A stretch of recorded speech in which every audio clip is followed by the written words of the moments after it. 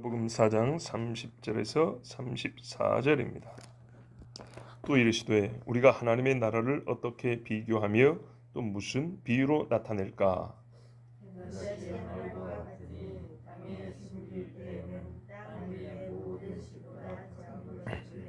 심긴 후에는 자라서 모든 풀보다 커지며 큰 가지를 내나니 공중의 새들이 그 그늘에 깃들일 만큼 되느니라.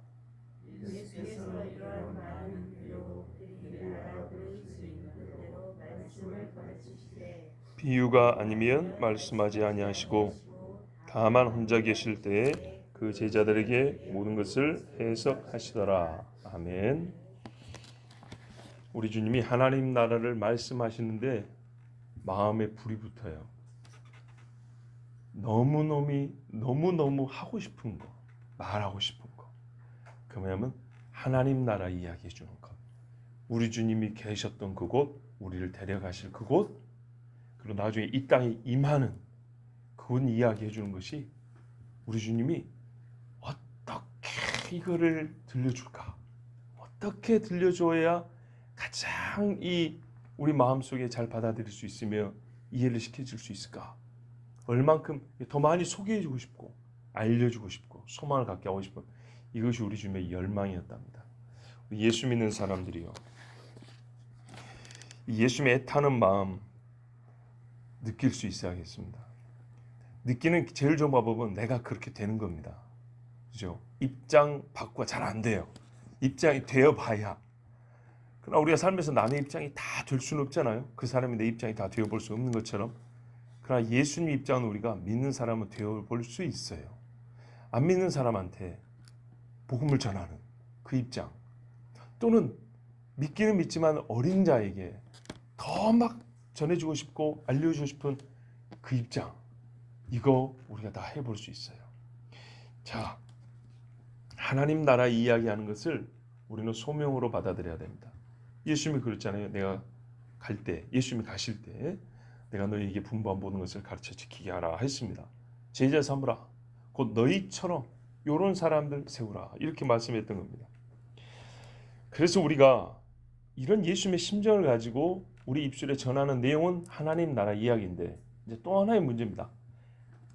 말을 하고자 하는 열망과 사명이 있어요. 또 말할 주제도 있어요. 내용도 정해져 있어요. 문제는 방법이죠. 하고 말하면 되지. 말하는 방법이 문제인 거죠. 말하는 방법이. 우리가 이 부분에 대해서 배워야 되는데, 이거는 말주변이 있냐 없냐고 좀 다른 겁니다. 우리가 아이들에게 엄마 해! 이렇게 말하는 게 있고, 하는 게 어떻겠니? 하는 경우가 있고, 하는 게 좋을 것 같은데 이렇게 말하는 경우가 있고, 그죠? 결국은 똑같은데 이 어투나 어조를 조금만 바꾸면 애가 듣기도 하고 반항하기도 합니다. 항상 그거를 맞춘다는 건 어렵습니다. 그리고 아무리 잘 말해도 듣는 이가 어떤 식으로 말해도 안 듣기로 하면 안 됩니다. 무슨 말이냐? 기계가 아니고요, 인격 대 인격의 관계는 가장 변수가 많은 관계입니다. 네, 가장 변수가 많은. 어제는 이렇게 말하면 통했던 사람도 오늘 안 돼. 내가 모르는 게 하나 있었어. 얘가 오늘 아침부터 안 좋은 일에서 기분이 무지하게 안 좋은 상태였어. 그러면 어제 그 좋은 방법인데 오늘 안 되는 경우가 있죠. 그만큼 변수가 많은 게 기계나 프로그램이 아니고 사람입니다. 사람. 그렇기 때문에 인간관계에서는 완벽한 준비란 건 있을 수가 없습니다. 완벽한 계획이란 것도 있을 수가 없습니다. 항상 변하고 변할 수 있는 가능성이 그 어떤 존재보다 큰 게 인간이기 때문입니다. 그러나 그 모든 것들을 우리가 다 그래서 감당이 안 돼요. 다 감당이 안 되고 능력도 안 돼요. 그걸 다 준비하고 보완할 능력이 안 돼요. 그러니까는 그런 것을 감안하고 우리가 흔히 말하는, 그래서 상식 수준이란 말이 그렇게 나온 겁니다. 이 주변의 변수에 해당되는 부분들은 우리가 어쩔 수 없지만은 항상 일반적으로 이 정도는 통한다. 그 정도는 돼야 서로가 대화도 되고, 그렇죠? 신뢰도 되는 거죠. 이 정도 안에서. 자, 그러면 이 정도 안에서라도 우리는 다양한 화법이 가능한 겁니다. 우리 아이는 뭐 해 하는 것보다 그런 게 어떻겠니 하면 한번 생각해보더니 이렇게 한다고요. 이게 익숙해요. 근데 어느 날은 얘가 학교에서 한 대 맞고 와가지고 이게 안 통할 수도 있어요. 근데 그런 거는 부모가 모르니까 어쩔 수 없지만 우리가 각 사람의 성향이나 배경이나 또는 여러 가지 뭡니까 그 사람이 갖고 있는 사고방식이나 이런 것들이 틀린 게 아니라 다양함의 범주에 속한다면 어느 정도 우리가 그를 간파할 수 있는 연구나 수고가 필요하고 거기에 대비한 말해야 있어야겠죠. 이러면 예수님이 각 사람을 만날 때마다 내용은 사실 같습니다. 회개하고 천국 복음 들었고 믿어라. 나 따라와라. 내용은 같은데 똑같이 말 안 했습니다. 어떤 놈은 밑도 끝도 없이 나를 따르라. 이런 사람이 있죠. 그냥 단순 명령입니다. 어떤 사람은 네 있는 것을 가지고 팔고 와라 하면서 약간 시험좀 비슷하게 이렇게 말하는 경우 있습니다. 어떤 사람은 처음부터 그런 이야기 안 하고 가만히 지켜봅니다. 그리고 대신 다른 사람한테 시키는 경우가 있습니다. 어떤 사람에게는 믿으라 소리 안 하고 표적을 보여줬습니다. 그랬더니 따라오는 사람도 있습니다. 또 어떤 경우는 아주 사람 수치스럽게 말이죠. 자존심을 긁는 경우도 있습니다. 그런데 의외로 예수님을 믿는 경우가 있죠. 사마리아 여인 같은 경우 말이죠. 초면에 그 할 이야기 아니라 그랬죠. 등등등. 어떤 경우는 막 그보다 훨씬 심하게 막 저주를 해버립니다. 화 있을 진짜 막 이럽니다. 거기에 양심이 사람은 이게 가슴이 뜨거워져서 돌아오죠. 베드로 같은 경우도 그랬죠. 회개하라 하면서 크게 외치니까 돌아오는 경우가 있었죠. 엄밀히 보면 우리가 예수님 사역에서 보면 다양한 사건들이 많다는 게 그 다양함이 다른 게 아니고 각 사람에게 만 화법을 구사한 그 화법의 다양함에서 우리가 볼 수 있습니다. 지금은 어떤 중이냐면요. 제자들에게는 가까이 모여서 듣겠다 한 사람들에게는 보통 비유로 말씀하셨습니다. 천국 이야기를. 자, 오늘 그 중에 그래서 우리가 말하는 법, 그러니까 무슨 뭐 학원을 다니는 게 아니고요. 내가 만나는 상대, 이 사람은 처음부터 성경을 아예 안 들으려고 하는 사람이에요. 어떻게 접근을 해야 될까? 이 사람은 가만 듣기는데 끝에 와서 잘 들었습니다, 갑니다 이러고 하는 사람이에요. 뭐 어떻게 이 사람한테는 이런 사람은 오히려 뭔가 찌르는 게 필요하죠. 처음부터 거부한 사람한테는 망치로 처음부터 두들면 안 되고 이렇게 감싸고 가가지고 그죠? 살살살 이렇게 달래며 긁어주는 게 필요하죠. 마치 그런 것처럼 이렇게 다양한 방법을 생각하고 하나님께 지혜를 구하는 것, 이거는 필요합니다. 또 스스로 똑똑하다 생각하는 사람들은 표현상 약간 그들의 교만을 꺾어줄 필요도 있습니다. 그래서 바울에게 논쟁했던 사람들은 아무도 바울의 그 지식을 못 따라갔습니다. 그래서 한편 하나님이 우리에게 주신 능력치 안에서 최대한의 현신과 수고를 다해서 최고의 방법을 개발해내는 것, 이것도 우리에게 필요합니다. 그 중에 천국을 직접적으로 얘기해 줄 때, 천국이라는 주제, 천국은 말이지 하고 이렇게 시작할 때는 성경에서 비유의 방법이 제일 좋다고 말해줍니다. 그리고 어떻게 하냐면 예수님이 그랬거든요. 예수님이 비유의 방법으로 천국을 말해줬습니다. 오늘은 그 중에 뭐냐면 천국을 우리가 맨 처음 받을 때는 씨로 받는다 그랬습니다. 그렇죠? 씨로 받는다 하면서 씨 이야기를 지금 여러 번 연거푸하셨는데 그 씨 이야기의 거의 사실 마지막 이야기인데요. 얼만큼 이 씨가 크고 강하게 변하는가, 성장하는가를 얘기하고 있습니다.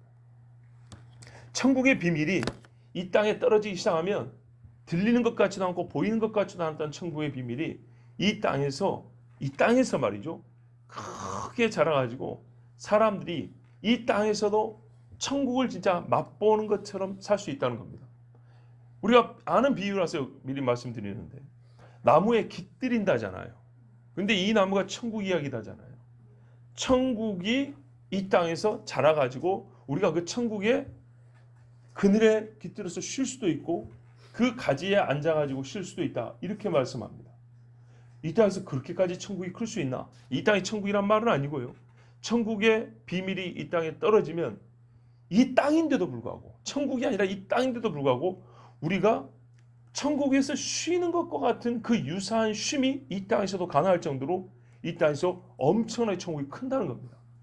한때 불교의 심취 또는 정령 숭배에 빠졌던, 조상 숭배에 빠졌던 온 문중이 있어요. 이 문중이 통으로 예수를 믿게 됐다고 합시다. 물론 시간이 많이 걸리고 자기 몸을 죽듯이 빻는 믿음의 뭡니까? 1세대가 있어야겠죠. 하여튼 그 결과 한 문중이 예수를 믿었다고 합시다. 그러면 거의 100단위 되잖아요, 숫자가.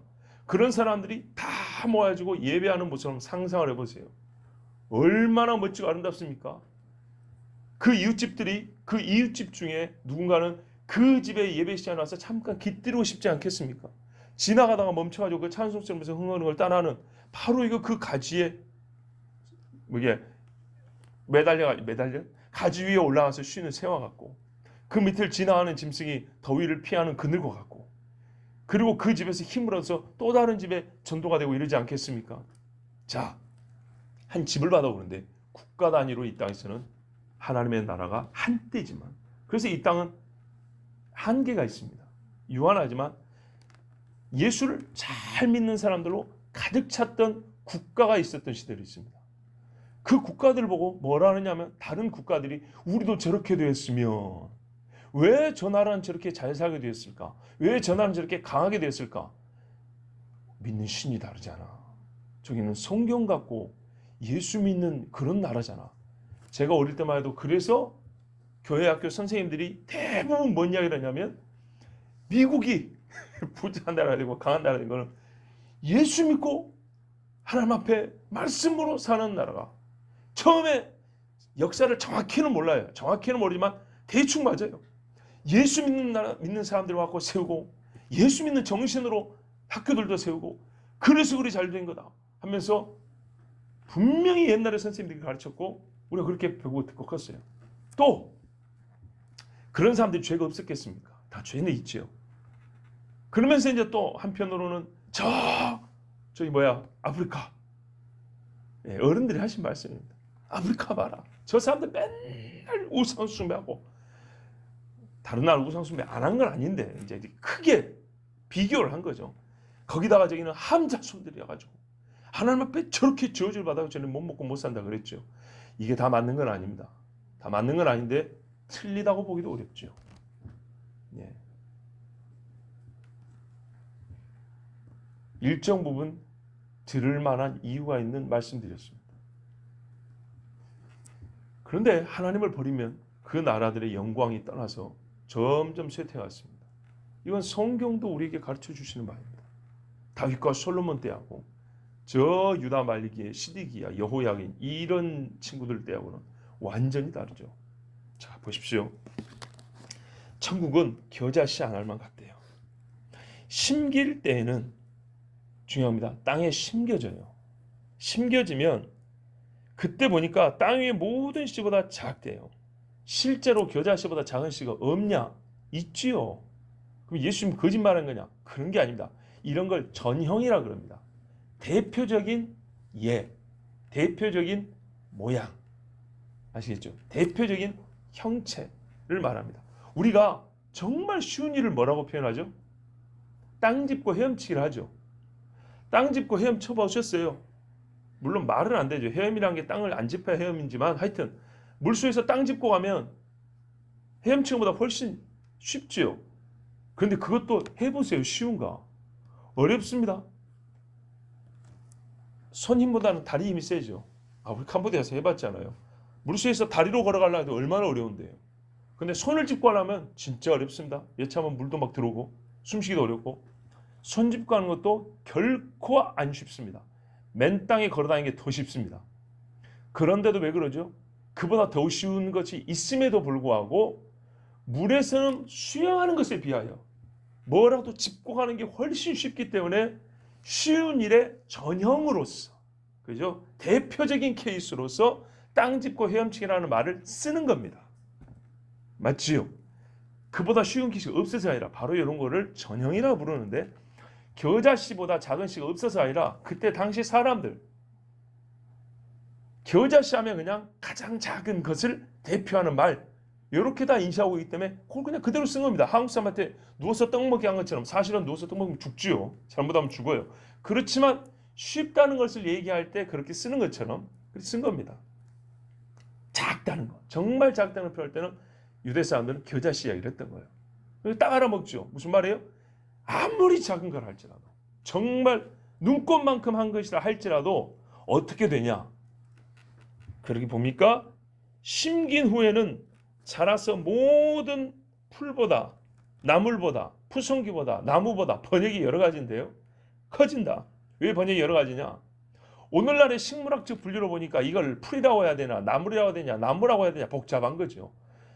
우리가 토마토, 수박 이런 거 보면서 이게 채소냐, 과일이냐 막 그런 것처럼. 뭔 뜻인지 아시겠죠? 그렇게 중요한 게 아니에요. 이게 자라나면 땅을 기댕기는 줄기도 있고 위로 뻗어 올라가는 줄기도 있고 그래요. 그러니까 이게 뻗어 올라가는 줄기가 있어요, 분명히. 그리고 옆으로 퍼져나가는 것도 있고. 하여튼 그래가지고 식물학적 분류로는 애매한데 이렇게 불러도 말이 되고 저렇게 불러도 틀린 말이 아닌 거예요. 나무라고 해도 되고 나물이라고 해도 되고 줄기식물이라고 해도 되고 큰 문제가 안 되는 거예요. 자, 이게 자라는데 커진대요.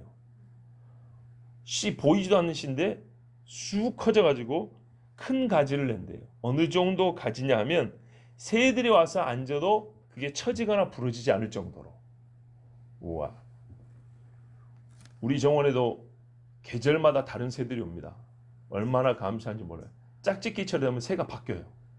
이 종류가 왔다가 다른 종류가 왔다가 1년에 한 서너 가지 종류가 바뀌는 것 같아요. 새소리 듣는 즐거움도 있는데, 큰 나무에 주로 깃들지만 항상 큰 나무에만 있는 건 아니죠. 자기들이 설 수 있는데 또 먹을 그 과실이 맺어져 있는 데는 앉아서 쪼아 먹죠. 겨자나무가 그 정도는 된다는 얘기입니다. 또 새도 뭐 독수리 같은 것만 오라는 법은 없잖아요. 참새나 종달새같이 조그만 것들도 올 수 있는 거고. 자, 요것만 비교하더라도 사실 씨하고 자란 나무의 크기를 비교할 것 때문에 소나무가 더 낫지요. 그죠? 겨자씨 작은 거하고 소나무 씨하고 하면은 사실 큰 차이 얼마 안 날 겁니다. 근데 나무의 차이로 보면 훨씬 더 큰 차이가 나죠. 그러니까는 씨의 상태와 다 자란 나무의 상태에서 크기 비교를 하려면 삼나무나 백향목이나 이런 거 있으면 훨씬 좋은데, 예수님이 겨자씨를 든 이유는 절대적으로 가장 큰 거를 얘기하려는 게 아니라 말 그대로 비교를 하려는 거예요. 우리 주님이 30절에 이렇게 있죠. 하나님의 나라를 어떻게 뭐라고 됐죠? 비교하며. 무슨 비유로 나타낼까?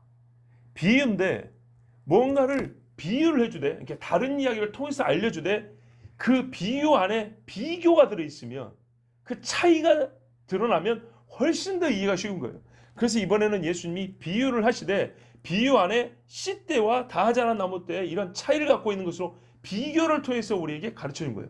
겨자나무의 비유이되 겨자 씨와 다 자란 나무의 상태의 크기 차이로 비교를 해줌으로써 맨 처음 천국복음이 떨어졌을 때와 천국복음이 다 자랐을 때의 크기, 그 능력, 그 강건함, 이 차이를 우리에게 말씀해 주시는 겁니다. 공중의 새들이 와서 깃들일 만큼 되었다. 자, 하나님의 나라는요, 이 땅에서 처음 증거될 때 한 사람의 귀로 들어옵니다. 요만한 몇 마디 말로 들어옵니다. 근데 그게 잊혀지지 않아가지고 집으로 들어갑니다. 마음속으로 들어가가지고 집에서 계속 이 사람이 상사병 걸린 마냥 고심하고 근심하고 밥맛 떨어지고 막 이렇게 하다가 어느 날 주님 앞에 돌아옵니다. 옛날에 이기풍 목사님이 예수 믿게 된 이야기 들어보셨을 겁니다. 이 주먹 아닙니까? 예, 평양의 주먹이야요.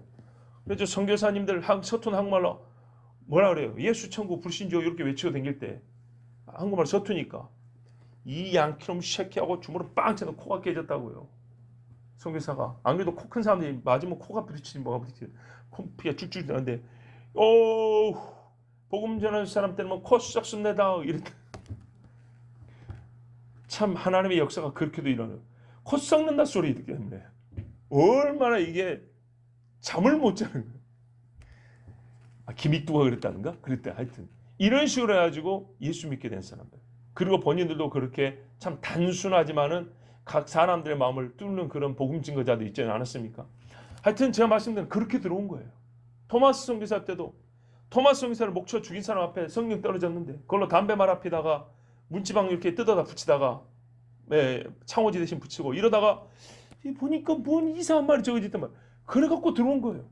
누가 그럴 줄 알았어? 말 그대로 누가 이렇게 될 줄 알았냐 싶을 정도로 작게 시작하는 거예요. 어느 집에도 다 제사상 차리고 하는 집인데 그 집 애가 지나가다가 사탕 하나 먹겠다고 교회 가갖고 나라라 아니다 뭐죠? 어린이 그 여름 성경학교 노래 하나 배워 들어오더만 얘가 언제부터 밥 먹을 때 재수없게 기도를 한단 말이에요. 그러더니 1년만 되면 없어지는 거예요. 용돈 달라 하더니 이걸 안 까먹고 놔두고 있다가 교회 가서 15원 20원 헌금한다고 한다. 이 소문이 들리는 거예요. 그래서 엄마 아빠 이놈의 새끼가 매를 때렸는데 희한하게 그때부터 애를 때리고 나니까 마음이 불편해서 애 따라서 엄마가 교회를 가게 돼요. 이래가지고 그 집이 예수 믿게 되는 경우가 있다.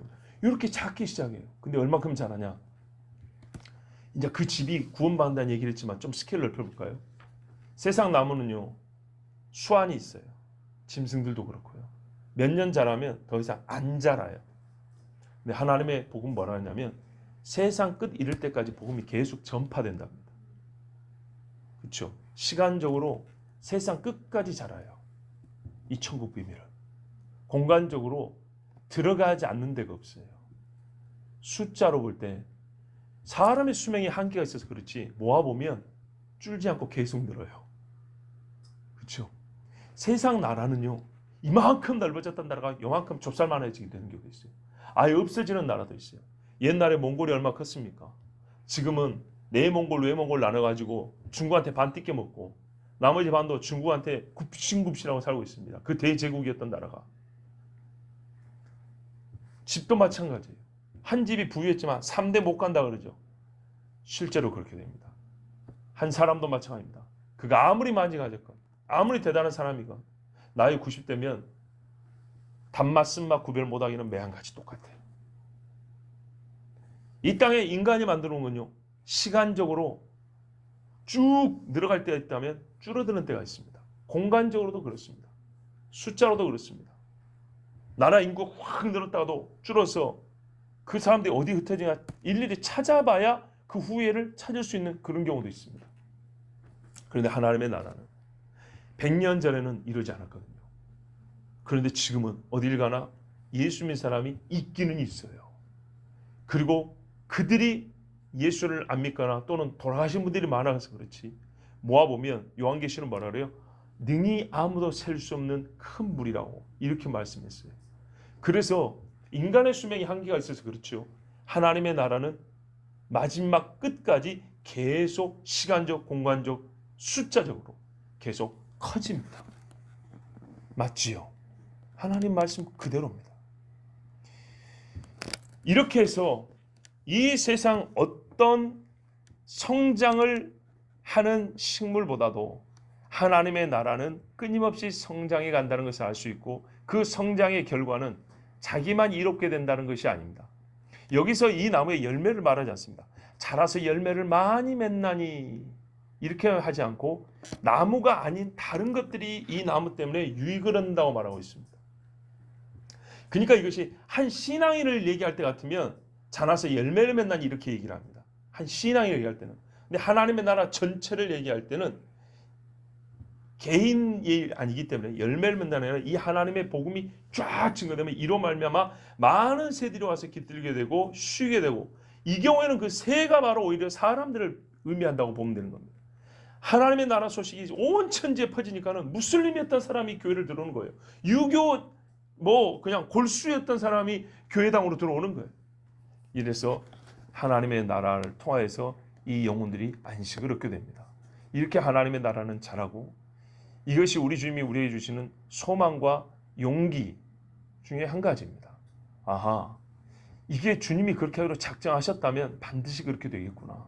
그래서 지금 전 세계에 미전도 종족이 이제는 얼마 안 남았습니다. 정말로 얼마 안 남았고 곧 다 전도가 된답니다. 이 말은 한 사람도 빠지지 않고 다 믿는다는 뜻이 아니라 증거가 되고 전도가 된다고요. 도가 전해진다는 얘기입니다.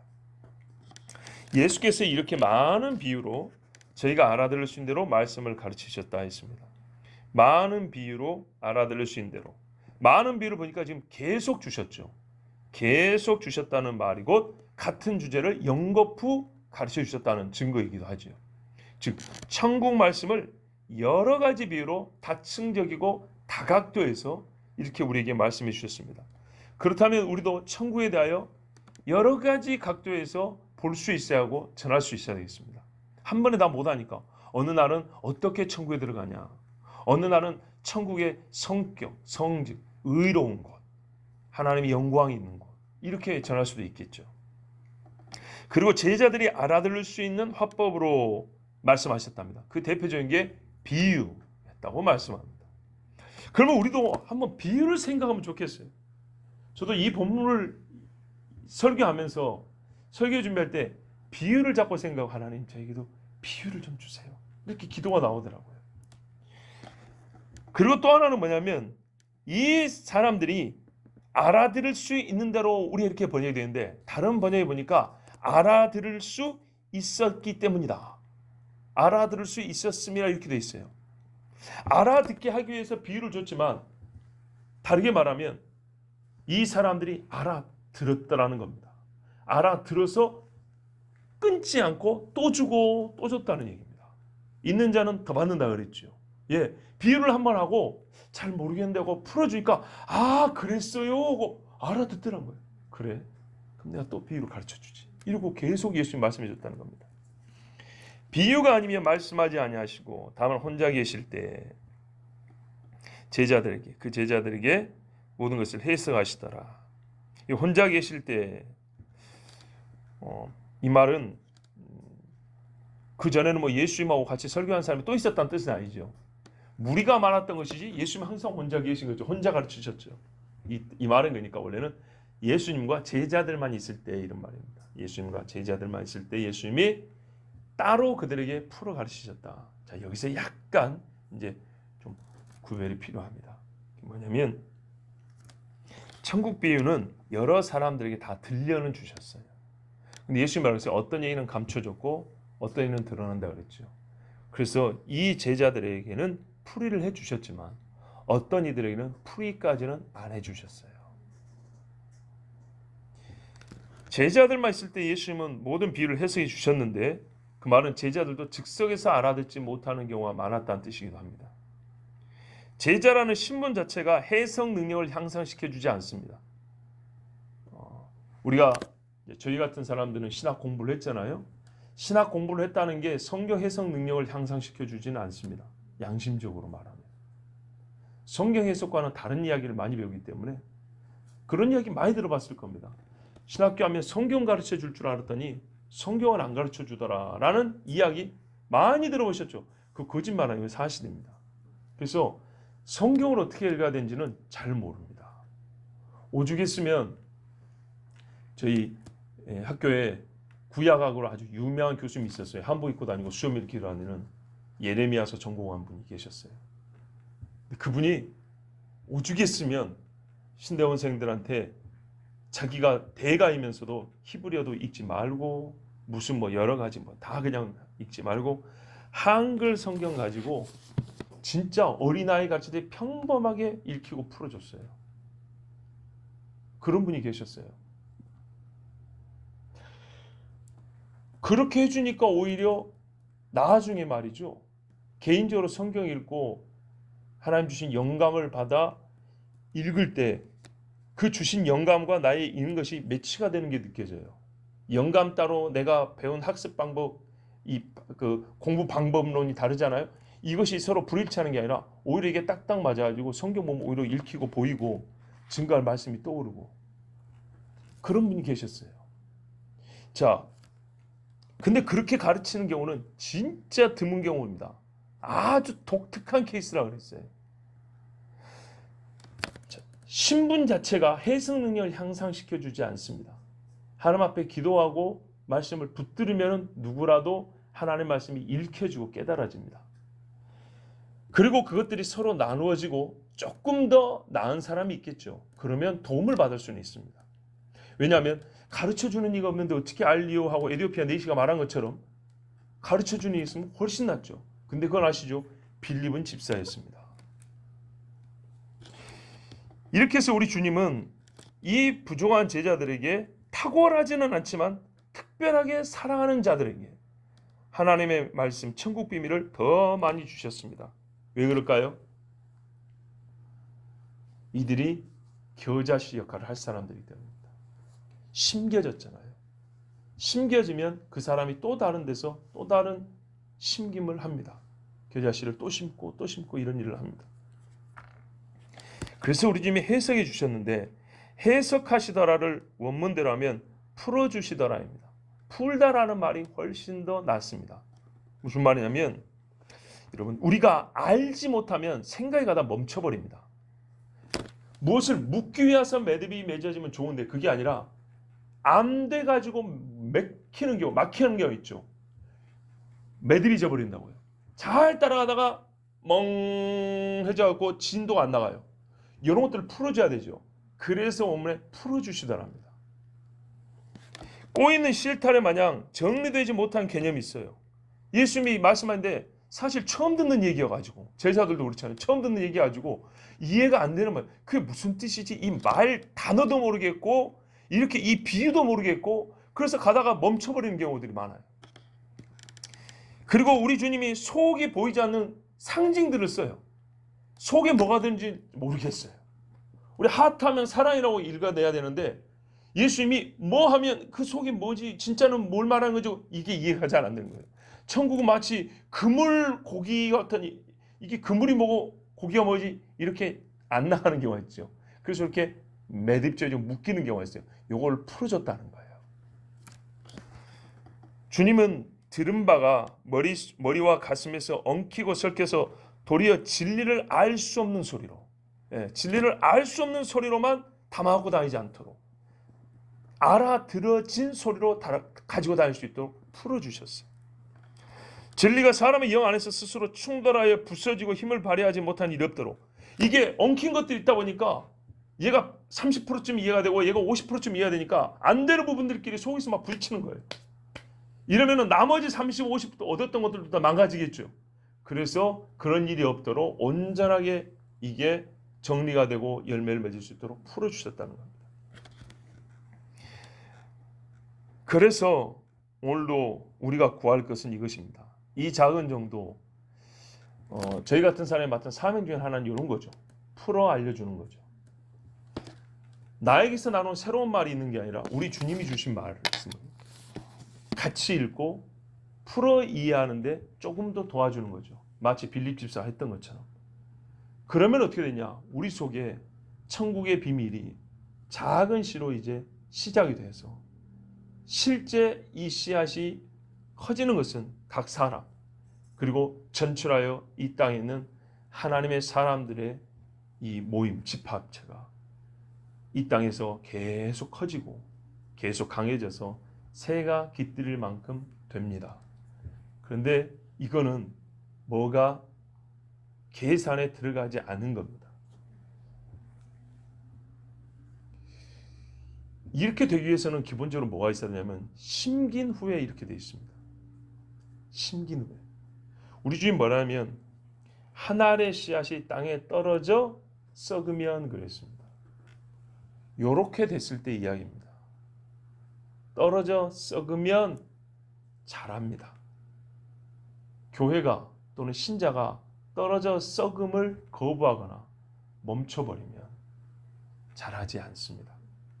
분명히 주님이세요. 그냥 아무데나 떨어진 건 아닌 거라는 것을 이미 앞선 비유들에도 말씀했어요. 심겨진다면. 그래서 요 일이 멈춰서는 안 됩니다.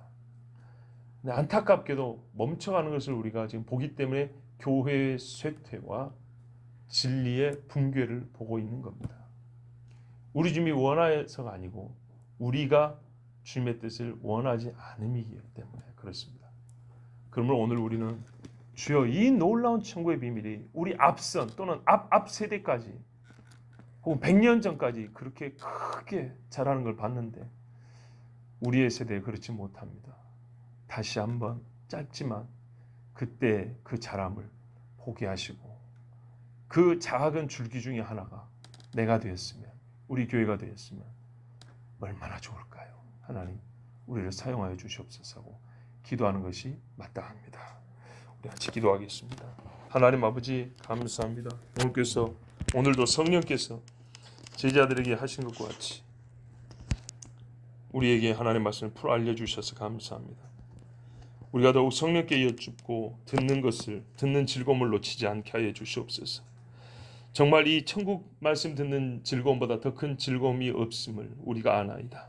이 세상 많은 사람들이 만일 우리가 작은 씨였다면 우리를 통하여서 천국 그늘에 깃들일 수 있게 하여 주시고, 세상 모든 그리스도의 교회가 겨자씨가 자란 나무와 같이 그렇게 자라왔다면 그 성장을 멈추지 아니하고 끝없이 썩어 없어지는 존재로서 천국 복음을 증거하고, 또한 이 땅에 하나님 나라의 영광과 그 평안과 진리를 나타낼 수 있는 교회들이 되게 하여 주시옵소서. 참 정말로 우리는 주님이 말씀하신 것 같이 비교나 비유나 어떻게 복음을 전할지 잘 모르겠습니다. 하나님 우리에게 가르쳐 주시옵소서. 아버지, 우리가 말을 잘해서 말싸움에 이기자는 것이 아니라 우리는 마음을 얻고 영혼을 얻고자 합니다. 정말 천국 백성을 얻고자 합니다. 주 하나님 우리에게 성령의 감동 있고, 그래서 따뜻함과 용기와 진리가 있는 우리 입술이 되게 하셔서 예수님과 같이 천국의 씨앗을 뿌리게 하여 주시옵소서. 우리 주 예수 그리스도의 이름으로 기도하옵나이다. 아멘.